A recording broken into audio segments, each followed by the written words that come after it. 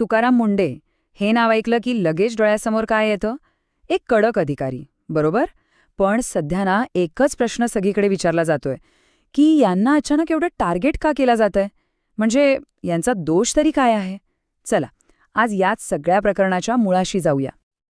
अगदी हीच ओळख आहे त्यांची, एक कडक अधिकारी, जो फक्त नियमांवर बोट ठेवून चालतो आणि कुठल्याही दबावापुढे झुकत नाही. कामाचा प्रचंड वेग, कमालीची शिस्त आणि हो, अनेकांना न आवडणारे पण नियमात बसणारे निर्णय, हीच त्यांच्या कामाची स्टाईल आहे. आणि मग साहजिकच आपल्या मनात प्रश्न येतो की मग अशा अधिकाऱ्याचा दोष तरी काय? म्हणजे विचार करा, कायद्याचं पालन करणं हा दोष असू शकतो का? की मग खरी अडचण दुसरीकडेच आहे? म्हणजे ते कुणाच्या राजकीय गणितांमध्ये फिट बसत नाहीत, हाच त्यांचा खरा दोष आहे का? त्यांच्या पूर्ण करिअरमध्ये ना एक गोष्ट अगदी स्पष्ट दिसते. एक पॅटर्न आहे. जिथे तुकाराम मुंडे तिथे संघर्ष ठरलेलाच. मग असं का होतं? चला याचं कारण शोधूया. आता हे आकडे बघा. हे आकडेच सगळी कहाणी सांगतायत. 2005च्या बॅचचे अधिकारी आहेत ते. आणि फक्त 20 वर्षांच्या नोकरीत तब्बल 24 बदल्या. म्हणजे हिशोब केला ना तर सरासरी एका ठिकाणी 1 वर्षसुद्धा पूर्ण नाही. यावरूनच अंदाज येतो की हा संघर्ष किती मोठा आहे. म्हणजे हा काही वैयक्तिक वाद नाहीये. ही लढाई आहे सिस्टम विरुद्ध एक माणूस. बरं, मग हा संघर्ष नेमका आहे तरी काय?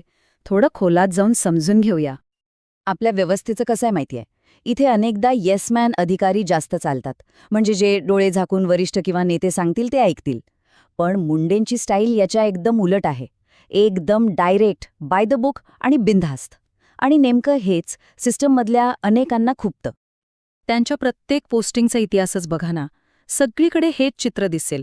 सोलापूरला जिल्हाधिकारी असताना पंढरपूर देवस्थानाचा कारभार हातात घेतला.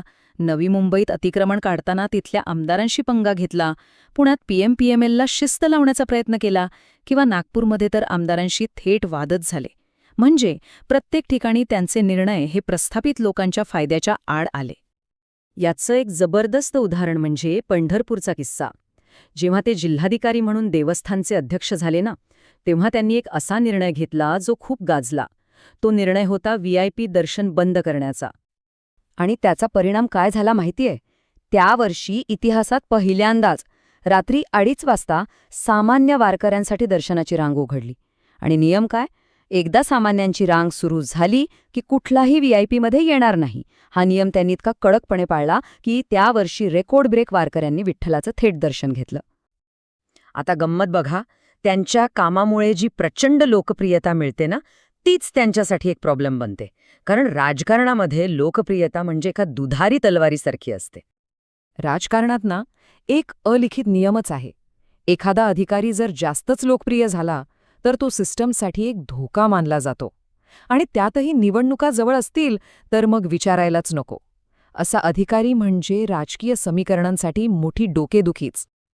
आणि तुकाराम मुंडे यांची तर विशेषतः तरुणांमध्ये जबरदस्त क्रेज आहे. आता विचार करा, ज्या ऑफिसरवर लोकांचा इतका विश्वास आहे तो तर प्रस्थापित राजकीय गणित सहज बिघडवू शकतो ना. आणि म्हणूनच मग अनेकदा अशा अधिकाऱ्याला मुद्दामहून साईडलाईन केलं जातं. पण विषय फक्त राजकारणाचा नाहीये. त्यांची कामाची पद्धत, त्यांची वैयक्तिक तत्त्व ही सुद्धा अनेकांना खटकतात.